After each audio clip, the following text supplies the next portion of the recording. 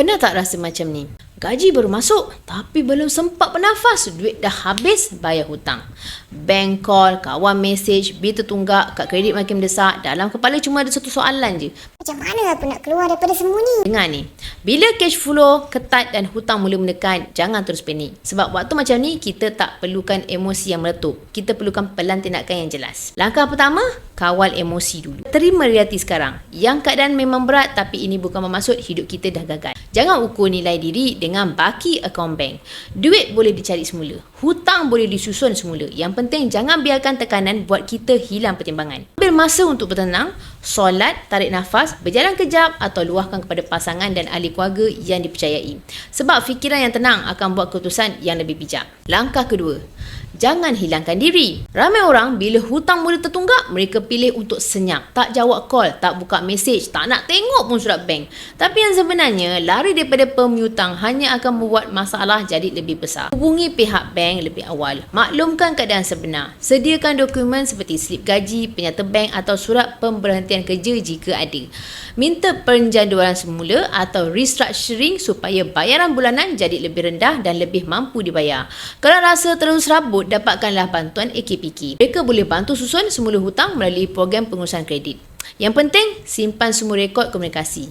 Catat tarikh masa dan nama pegawai yang kita berurusan. Langkah ketiga, jangan bayar hutang secara rawak. Ambil kertas, naraikan semua hutang. Tulis jumlah baki, kadar faedah, bayaran minimum bulanan dan tarikh akhir bayaran. Lepas tu, pilih strategi. Kalau nak cepat rasa lega, guna kaedah snowball. Fokus bayar hutang paling kecil dulu sampai selesai. Bila satu hutang habis, motivasi kita akan naik.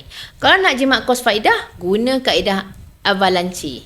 Fokus bayar hutang dengan kadar faedah paling tinggi dulu. Tapi ingat, jangan buat pinjaman baru semata-mata nak tutup pinjaman lama. Itu bukan menyelesaikan masalah. Itu cuma pindahkan lubang ke tempat lain. Kalau ada kad kredit, kunci dulu, simpan. Bekukan penggunaan, potong jika perlu.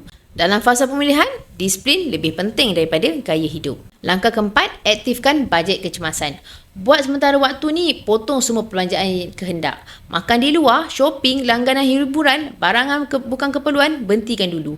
Fokus hanya kepada 4 perkara asas: makanan, tempat tinggal, utiliti dan pengangkutan kerja. Kalau ada barang yang tak digunakan, jual. Gadget lama, barang rumah, pakaian atau aset kecil yang boleh dicairkan, jual. Kalau ada emas, inilah masanya kita nampak fungsi sebenar emas sebagai aset kecemasan. Bukan untuk menunjuk, tapi sebagai benteng bila hidup sedang sempit. Selain tu, cari pendapatan tambahan. Boleh buat kerja sambilan, e-hailing, penghantar barang, servis kecil-kecilan, dropship, ejen jualan atau apa je yang halal dan realistik. Kalau dalam fasa kritikal, kita bukan saja cari kerja yang sempurna, kita cari cash flow tambahan untuk bernafas semula. Bila keadaan mula stabil, jangan ulang kesilapan yang sama. Bina dana kecemasan kecil dulu. Sasaran pertama, cukup RM500 hingga RM1,000. Pak kecil, tapi inilah benteng pertama supaya bila berlaku kecemasan baru, kita tak terus bergantung pada kad kredit atau pinjaman.